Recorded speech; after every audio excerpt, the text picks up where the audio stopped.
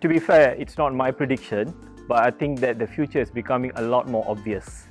Things like artificial intelligence and augmented reality are the two that I will pick for obvious reason, because there has been a steady build-up over the years with the automation and also digitization of all the devices and equipments and the machineries of the past today. We are well aware that it generates a lot of signals in the form of binary codes and so on. Some term it as data. It has become big data. So once you have got all these signals in your hand, now it's only clever for you to take advantage of that by clever processing. Hence steps in the artificial intelligence on how do you best deal with huge amount of data and make it meaningful. But that's not good enough, because you're dealing here with the human, so you need some form of presentation which is meaningful and also easy to embrace by the human. Hence, when you look at the presentation side of it, things like augmented reality becomes very, very crucial in how do you deliver that information that you have just gathered through clever artificial intelligence so that it's meaningful to the people. Yeah. Again, it's obvious. For a long time, people have invested heavily in what they call capital items in the form of capital expenditures. It is machines, building, land, and things that you can touch and feel and so on. I think that it's now we need to understand the importance of people.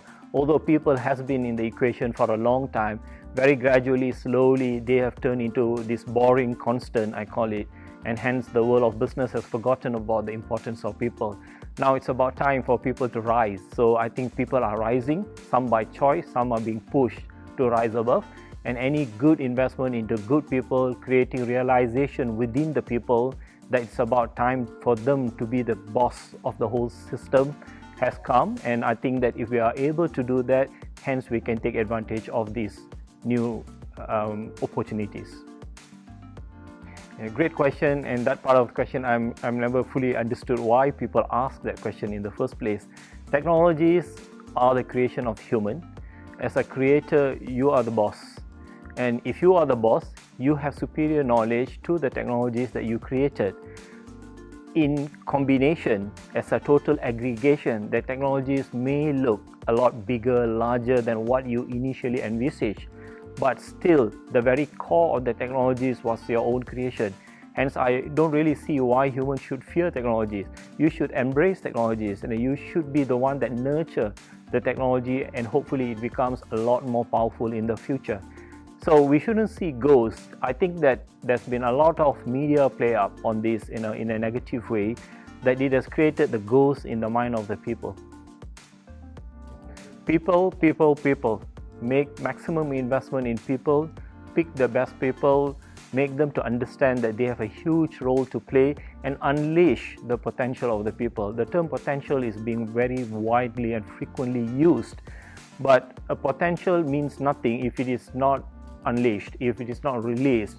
So you need to let people to do what they want to do. You need to create an environment that people will do things freely, full of passion, and because they love it, or in simplest term, you can call this hobby.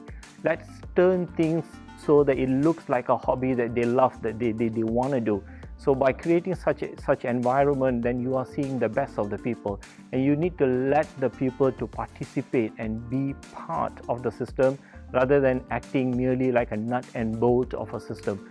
So put the people at the core of the whole activities, bring them together, and history has shown the human has the natural capabilities and instinct in them to face challenges, overcome challenges, and create values that benefits the mankind and the world at large.